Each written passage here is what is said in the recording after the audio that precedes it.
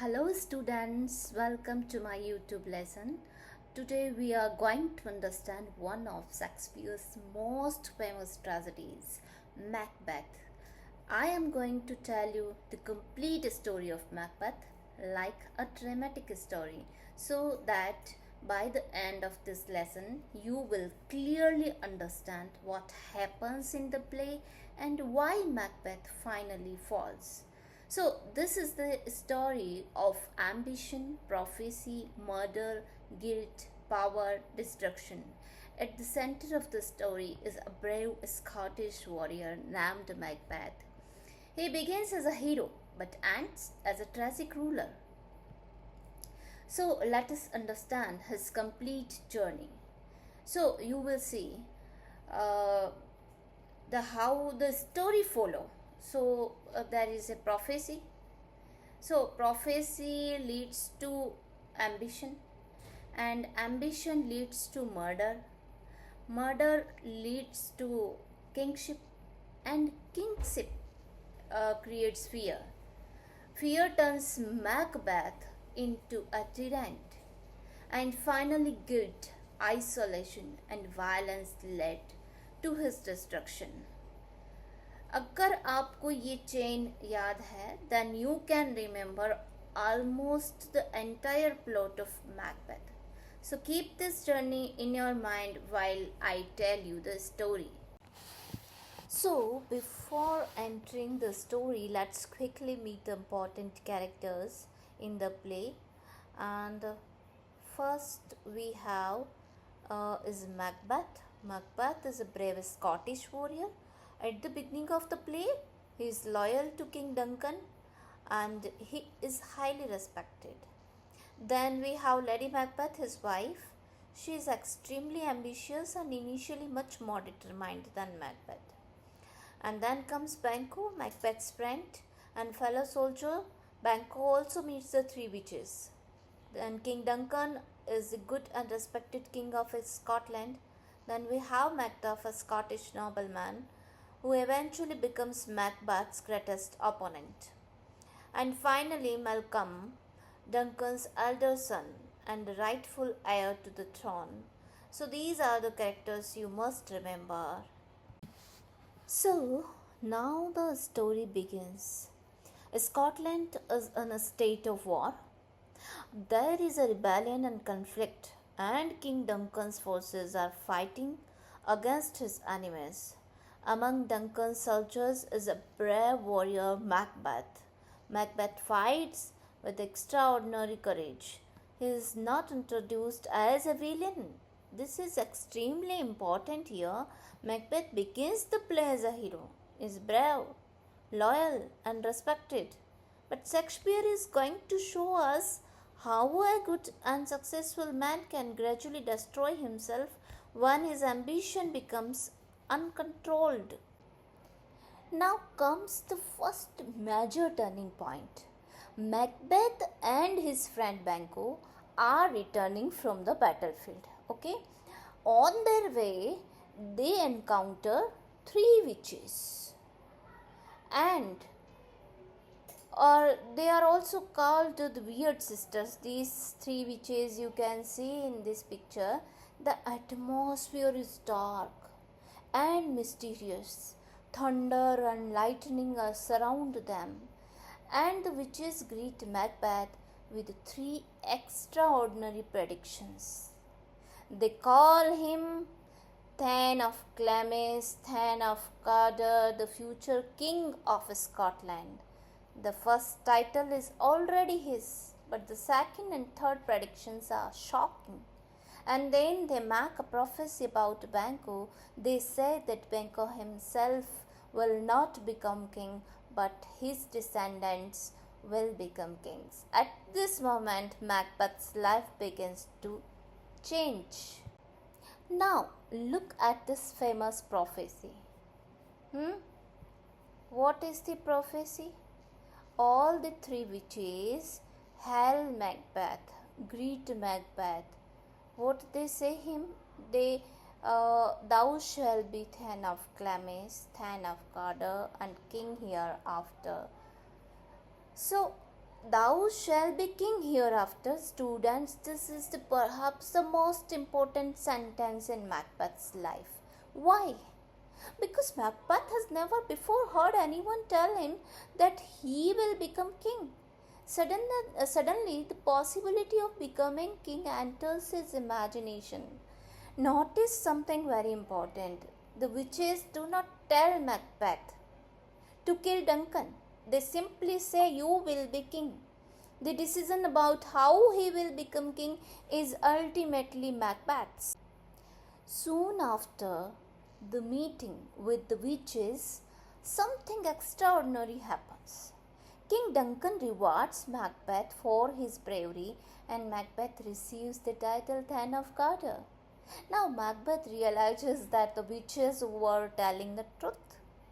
First he was Thane of Glamis, then he becomes Thane of Carter. So naturally Macbeth starts thinking, if the first two predictions have come true, perhaps the third prediction will also come true. Perhaps I really will become king, and this is where ambition begins to grow inside Macbeth. The students, Macbeth does not become a murderer immediately. This is important. At first, he simply thinks about the possibility of becoming king, but the prophecy has awakened his ambition. His imagination starts working. He begins to think about the crown, and Shakespeare introduces an important question. Will Macbeth simply wait for fate to make him king, or will he take action himself? This is the beginning of the conflict between fate and free will. The witches may predict the future, but Macbeth himself will make the choices that lead to his destruction. Now we meet one of the most powerful characters in the play Lady Macbeth. Macbeth tells his wife about the witches and their prophecy. Lady Macbeth immediately becomes excited by the possibility of becoming queen. But she believes Macbeth is too gentle and hesitant. She thinks Macbeth wants the crown, but perhaps he doesn't have the courage to take it. So she decides to push him forward toward murder. She tells Macbeth that King Duncan is coming to their castle, and she develops a plan. Duncan must be killed. This is the moment when Macbeth's ambition changes from thought into intention. Now King Duncan comes to Macbeth's castle, and there is something deeply ironic here. Duncan trusts Macbeth. He is staying in Macbeth's castle as an honored guest, but Macbeth is planning to murder him. Macbeth knows that killing Duncan is wrong. He knows Duncan is a good king. He knows Duncan trusts him, and therefore Macbeth hesitates. But Lady Macbeth challenges his courage and determination. Finally, Macbeth gives into ambition. He enters Duncan's room while Duncan is sleeping, and he murders him. This is the moment when Macbeth crosses the moral boundary from which there is no easy return. So just before Duncan's murder, Macbeth sees or imagines seeing a dagger in front of him. He says, "Is this a dagger which I see before me?" This is called the dagger soliloquy. Why is it important? Because it shows Macbeth's psychological conflict. His mind is already disturbed. He wants to commit the murder, but his conscience is fighting against his ambition. The dagger seems to lead him toward Duncan's room, so the dagger becomes a symbol of the movement from thought to intention and from intention to action. Macbeth's mind is already beginning to break under the pressure of his ambition. After murdering Duncan, Macbeth is immediately overwhelmed by fear. He hears voices. He is terrified. He feels that he will never sleep peacefully again. Lady Macbeth tries to control the situation. Duncan's murder is eventually discovered. His sons Malcolm and Donalbain become suspicious and flee from there safely. Because they have escaped, suspicion falls upon them and Macbeth becomes king. So technically the prophecy has come true. But the students remember, Macbeth has gained the crown, but he has lost his peace. This is the beginning of trust. Macbeth is now king of Scotland. He has achieved exactly what he wanted, but strangely becoming king does not make him happy. Why? Because now he has something to lose. He begins to fear everyone around him. He thinks, if I became king through murder, perhaps someone else can take the crown from me through murder. So ambition creates fear, and fear creates more violence. This is one of the most important patterns in the play. Crime creates fear, and fear creates more crime. Now Macbeth remembers another part of the witches' prophecy. Witches told Banquo that although he would not become king, but his descendants would become kings. Macbeth becomes extremely disturbed by this. He thinks, I have murdered Duncan to become king, but I have gained a crown only for Banquo's descendants. So Macbeth decides that Banquo must die. He hires murderers to attack Banquo. Banquo is also killed. But there is one problem. His son Fluence escapes. So Macbeth's fear does not disappear. Instead, it becomes even stronger. Now Macbeth organizes a royal banquet. He wants to appear confident and powerful in front of the nobles. But suddenly Macbeth sees something terrifying. He says, Banquo's ghost sitting in his place. Nobody else can see the ghost. Macbeth becomes terrified. He starts speaking to the ghost. The guests are confused. They begin to wonder what is wrong their king. Now think about the significance. Whether the ghost is literally supernatural or a psychological projection of Macbeth's guilt, one thing is clear. Macbeth cannot escape what he has done. He has killed Banquo physically, but Banquo continues to live in his conscience. Macbeth has now become deeply insecure. He returns to the witches. This time he wants more information. He wants to know who can threaten me. How long will I remain king? Can anyone defeat me? The witches summon 3 apparitions, and their messages give Macbeth a false sense of security. The first apparition tells Macbeth, beware Macduff. So Macbeth learns that Macduff is a danger.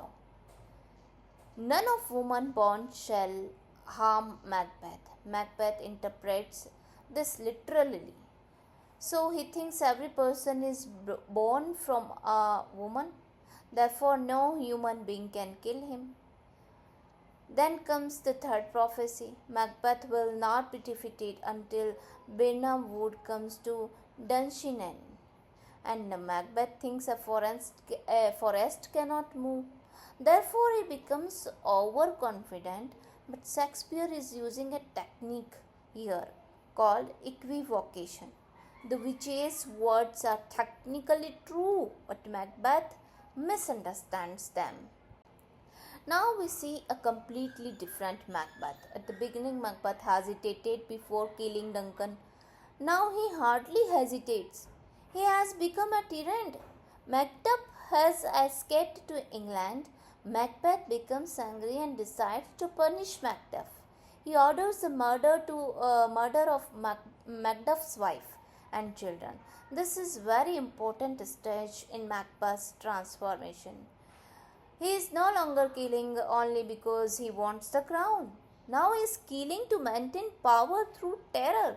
The brave soldier has become a brutal tyrant.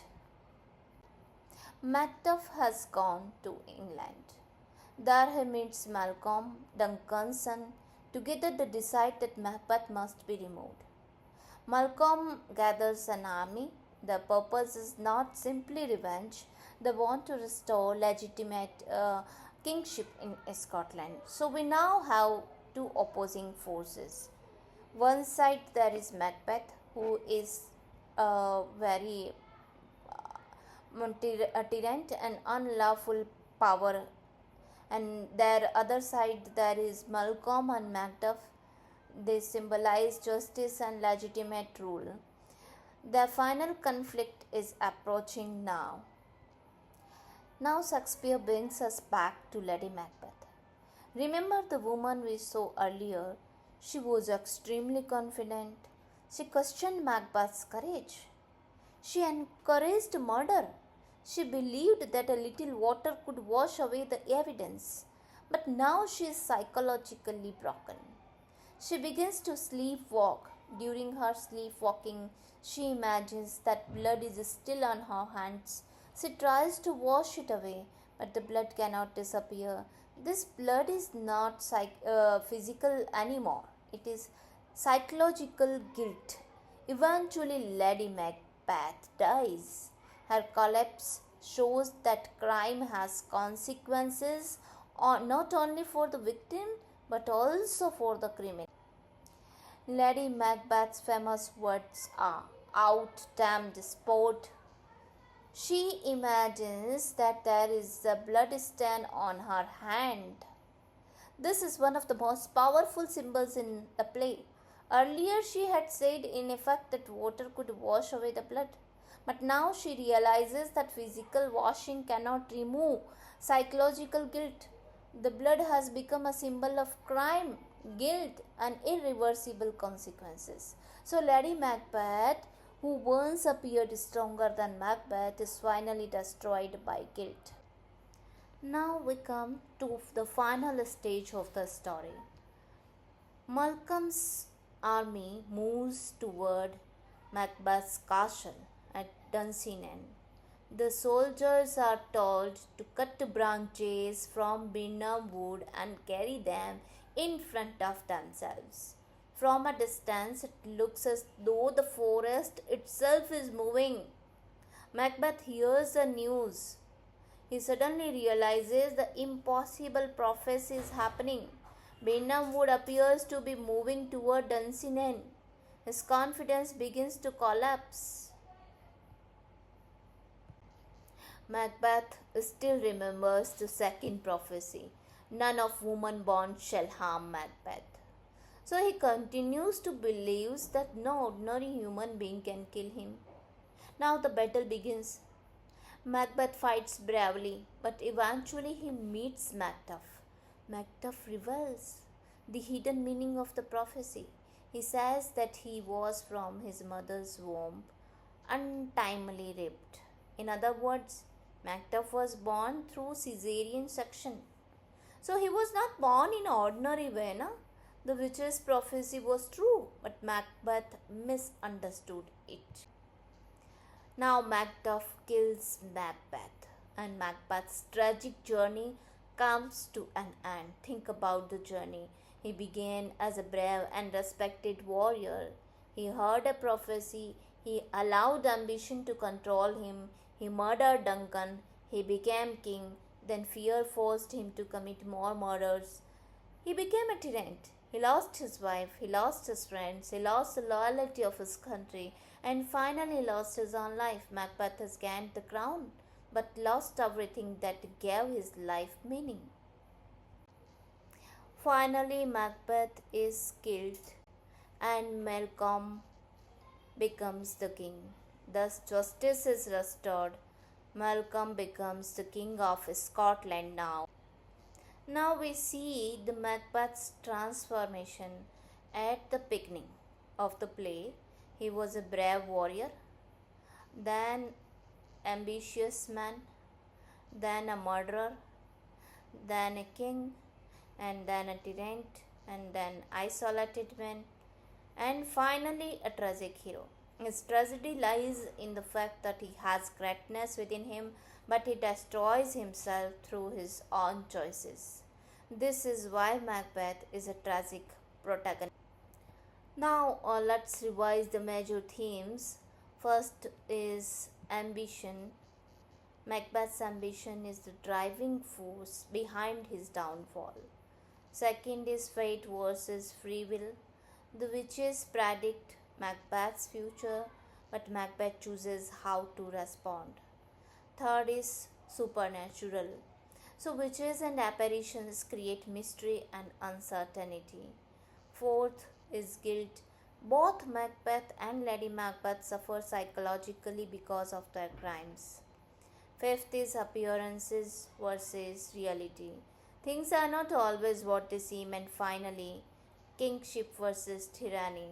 Shakespeare contrasts Duncan and Malcolm's legitimate rule with Macbeth's violent and unlawful rule. Shakespeare also uses powerful symbols. First one is blood. Blood represents violence and guilt. Sleep represents innocence, peace, and psychological rest. After Duncan's murder, Macbeth feels that he has murdered sleep. Third one is darkness, that represents secrecy, evil, and moral confusion. And fourth one is dagger, which represents Macbeth's movement from thought to murder. And finally, Birnam wood, which represents the deceptive nature of the witch's prophecy. These symbols help Shakespeare communicate psychological and moral ideas through images. Then this is most important question. Why is Macbeth a tragedy? So Macbeth begins with greatness. He is brave and respected, but he has a final weakness, unchecked ambition. And he makes conscious choices. He chooses murder, then one crime leads to another. His crimes isolate him. His guilt destroys his peace.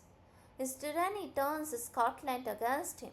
And finally, he is killed. So, the tragedy is not simply a man became king then died. The tragedy is a great man destroys himself because he cannot control his ambition. So here is the complete story in one chain. So if you have to remember the entire story for an examination, remember this chain. The witches give Macbeth the idea of kingship, okay, and Macbeth begins to desire the crown, then and he kills the King Duncan, and he became king. He kills Banquo because of fear. He seeks more prophecies, he goes to witches, and he becomes a violent ruler. Both Macbeth and Lady Macbeth suffers because of guilt, and Lady Macbeth collapses psychologically. The prophecy begins to come true, and he confronts Macbeth, and finally Macduff kills Macbeth, and Macbeth is killed. This is the entire story in one chain. So, this is the final message of Macbeth. Macbeth does not lose everything simply because he hears a prophecy. And now, students, let us come to this central message. And the witches do not force him to murder Duncan. The witches do not force him to kill Banquo. The witches do not force him to murder Macduff's family. Macbeth makes these choices, and the prophecy awakens this ambition. But his actions determine his downfall.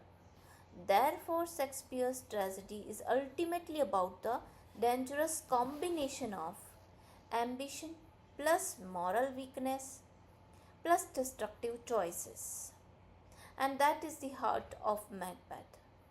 So the witches predict the future, but Macbeth makes the choices, his ambition, his actions, and his downfall. So, students, this was the complete story of Shakespeare's Macbeth. I hope you now have a clear picture of Macbeth's entire journey from a brave warrior to a tragic king. So, if this lesson helped you understand Macbeth, please like the video, share it with your classmates, and subscribe the channel for more literature lessons. Thank you for watching. See you in the next class.